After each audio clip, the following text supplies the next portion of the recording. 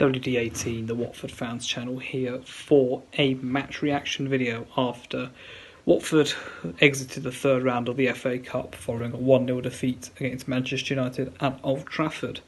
An interesting game, I think, from our perspective, a game that I'm sure Munoz would have learned a lot from, going up against Premier League opposition, but ultimately Manchester United put on a very professional performance and they didn't really need to do very much in that second half. I think once they got that early goal, they seemed to be very, very comfortable. But I'm proud of how Watford played. I'm actually proud of how we managed to hold our own, as I say, against Premier League opposition.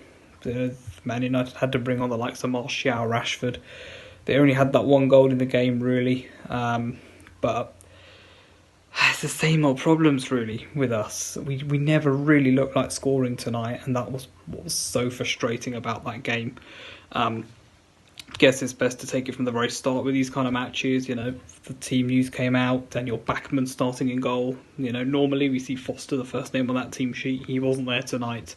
I thought Bachmann had a really solid game. You know, I will just say that because I think it's kind of got lost slightly in some of the other parts and some of the other sort of musings kind of the game. I thought Bachmann put in a really solid shift today, and I don't think he's done his kind of bid for first team football any harm whatsoever.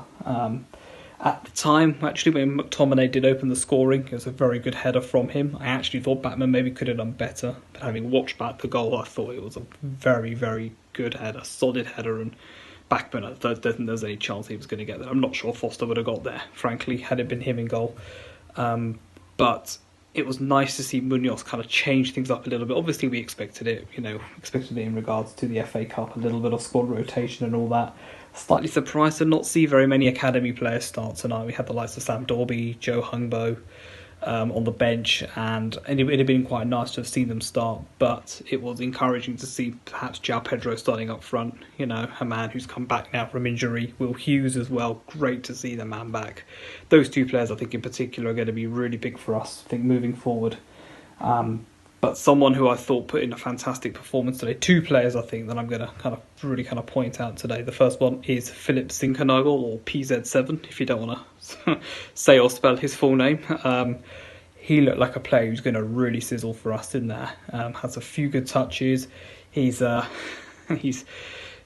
was inaugurated into the Watford midfield by taking a corner which didn't beat the first man, but that's standard for any Watford midfielder.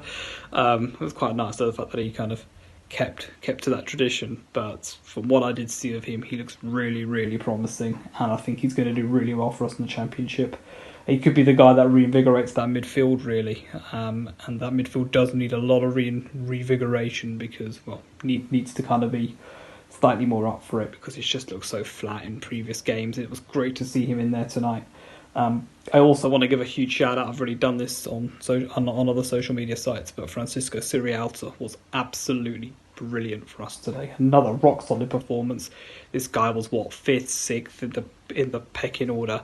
He's starting a solid run of games, and man, Munoz has put his faith in him, and he has repaid it. He has not let himself down, and I thought actually he didn't put a foot wrong tonight. I actually thought, as well as good as that header was by McTominay, it was his defensive partner, William Troost-Ekong, that lost McTominay for that. It's sloppy, very sloppy from Troost-Ekong. Not something I'd expect from him, really. And that was very unfortunate to see that. But has got to be said, I think, in that respect. I kind of expected Troost-Ekong to kind of be slightly more solid there. But let's make no bones about it. Sirialta has done fantastically well when being called upon. I also thought Adam Messina put in a solid shift today as well, especially in the first half. I thought he looked really good. But the one man I thought that really struggled in the first half, Mark Navarro. He looked completely lost. He looked like he didn't even know where he was, frankly. Slightly disorientated is the kind of word I kind of used to myself. But Man United were attacking down that left-hand side. They had Mason Greenwood out there, Jesse Lingard and players like that, really kind of putting the pressure on him. I don't think he looked very secure. I'm sure that will come with time, and it gives us a good option out there at right back. But we really don't want to have an injury in that position. Of course, we have got two other backups in there, the likes of Kiko Femenia and the likes of Jeremy Ngakia, the latter of which actually came on and made an appearance in the second half. But as I said, talking about our ability to take a set piece, our ability to defend a set piece wasn't particularly great today. Man United did score from that.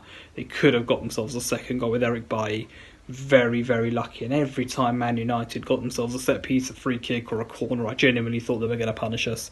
That has got to stop. We've got to just work on that. It's all well and good we talk about the attack side of things. We want to see a more attack-minded performance from Watford, but we want to see a better, not so much a better defensive performance, but I want to be confident when a set piece comes in that we're actually going to defend it, and we're not going to switch off, or it's not going to be like a momentary lapse in concentration. And I've talked about Tristicon. That is what happened tonight for the goal, and it's unfortunate for me to say that, because aside from that goal, Man United really didn't threaten. They had those few chances from set pieces, but they didn't really put together a whole host of chances in that second half, and that's kind of why it was a tough game for me to kind of assess, because on the one hand, coming into this game, I didn't particularly think I kind of wrote off the cup, but having watched the full 90 minutes, there was maybe a part of me at the end of the game that was like, maybe on another day, could have been slightly better.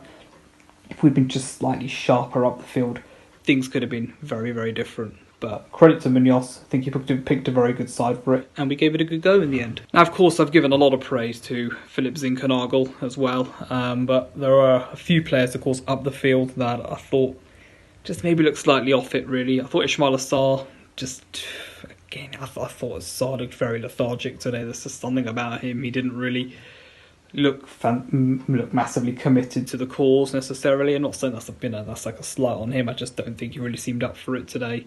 Went on a couple of good runs in that first half, but again, things just didn't really work out for him. João Pedro, I thought we played all right today. I thought, again, it was nice to see him back in the squad again. Nice to see Cisco try him up front. I think Pedro looked lively, but again, I've got to say with João Pedro, didn't really look like scoring. And to be honest, in that first half, I thought it was pretty anonymous. In that second half, he was more running at that Man United defence, winning us free kicks and all that. That's great. It was great to see him do that, but he needs to make more of an impact on the game. He was one of the strikers up there today, and I don't think I thought he was pretty anonymous in that first half, but. Yeah, his strike partner in Andre Gray. I mean, yeah, it's.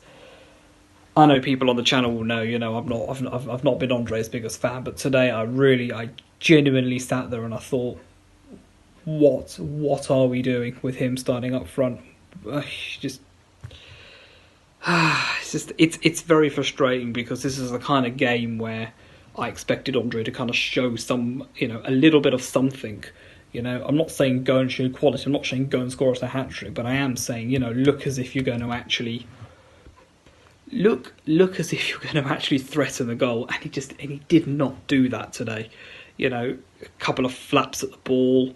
He had a fairly decent chance in that second half. I've seen some fans say he played well today. I think he must have been watching a completely different game to me, or I don't know, watching one of his Burnley games or something, because I genuinely didn't see it today. I genuinely do not see what Andre Gray gives to this team, and it's kind of led to a really kind of more of like a deeper question for me. And we have an academy player on the bench in Sam Dolby. Why is he not getting a look in? Sitting on the bench, didn't even come on today. He must be sitting there thinking, well, he hasn't performed very well. Why am I not getting a chance? I've not been blessed with injuries, of course, this season. Nathaniel Chalobah went off, of course, with a hamstring injury. Dan Phillips taking his place. That may well be a bit of a blessing in disguise, frankly, if you're Chalobah, because I thought Dan Phillips put in a decent shift, actually, when he came on. But specifically up front, Stipe Peritzer out injured. Troy missing tonight due to a knee complaint as well. So, again, is that another serious injury? Is that going to be something that keeps Troy out? It's about having options up there. We're in the Championship. Games are coming thick and fast. We've got 3 games next week. Starting next Saturday against Huddersfield. We need to have the options in there. And if Troy isn't fit for whatever reason, I would honestly now start to make a plea for Sam Dolby to start games. I will go Sam Dolby and João Pedro up front. That is, of course, if Troy is injured, because if Troy isn't injured, then I'm pretty sure Troy gets straight back into that side again. I don't know. I'm not even sure if we've even tried Troy and João up front, but Andre Gray up front just isn't working. He's had ample chances now. Started up front against Huddersfield, started up front against Man United. What is he offering this team? The answer is absolutely nothing. And that I'm saying that purely on a footballing basis. I don't think he offers us anything, frankly. And that's before we even get on to my genuine anger as to what he's doing in this squad, what he's doing in this team on a moral level. And I've spoken about that. I'm not going to go into that now. But yeah, we are in January. The chances of us bringing in players, I think, is quite minimal. I don't see us bringing in anyone really, unless it's maybe like a short-term loan or someone. I genuinely can't see the striker situation kind of being changed in that respect. But I would love to see one of the academy players starting Sam Dorby out front. The reason why is because I think these academy players are going to be slightly more committed to the cause, and I certainly saw that tonight with Joe Hungbo, and I just want to kind of end with him because I thought he put in a solid shift. He did more attack. He moved the ball forward better, I thought, than any of our other strikers did today, except for maybe João Pedro, which I will give him some credit for. But Hungbo looked up for it. He looked like he actually wanted to be there, looked like he wanted to be involved, looked like his mind was firmly on the football tonight, and that's a much better attitude, really. But let's see what happens, of course. The next two games for me are really big. Huddersfield at the Vic and Barnsley at Vicarage Road. Two teams that, when we went to their respective places, we didn't put in a very good performance. Neither of those two games, slightly negative, just very half-hearted, really. The next two games are big. I feel as though we need to kind of eke out 6 points from that, 2 wins. And then, of course, 2 Saturdays' time, we do take on Stoke City at the Bet365, which will be a very different kind of game for us. That will be a very typical Championship game. Don't expect Stoke to make it easy for us at all, but the next 2 games must be negotiated, I think, with 2 wins, and that's not going to be easy. Huddersfield are on a great run of form. Barnsley, what's his name? Valerian Ismail has done a fantastic job at Barnsley. Those games are not going to be easy for us, but I feel like if we start similar kind of teams to today, maybe, Hughes, I think, will definitely start. I would actually start Phillips ahead of Chalobah maybe next week if Chalobah is injured. But there are other players, I'm sure, to come back in again. The likes of Kiko Femenir and the likes of Tom Cleverley. It's a big selection dilemma, really, for Xisco as to what he does. But good performance tonight. Unlucky with the result. One moment where we just switched off seemed to really cost us. But whilst we all looked good, I just didn't think we'd ever actually score. And unfortunately, I was proven right with that. It's disappointing in that respect. But we march on, we move on. Xisco's got a lot of stuff to think about now, specifically up front, where we just looked very blunt and devoid of any potency or quality. Something really has got to change, and the injuries aren't helping, if we're being totally honest. The injuries do not help, because Stipe Peritza should be starting the vast majority of these games, but from what I've seen so far, Stipe looks very injury prone, and that is a big worry for us. It's a big worry because we're not going to go off and invest in anyone in the transfer window. And if we do, well, we know the kind of player we'll bring in. I'm going to leave that there. Thank you very much for watching. Don't forget to like, don't forget to subscribe, and I'll be back for one of these after the Huddersfield game. Let's hope we're talking about a win. Come on, New Orleans.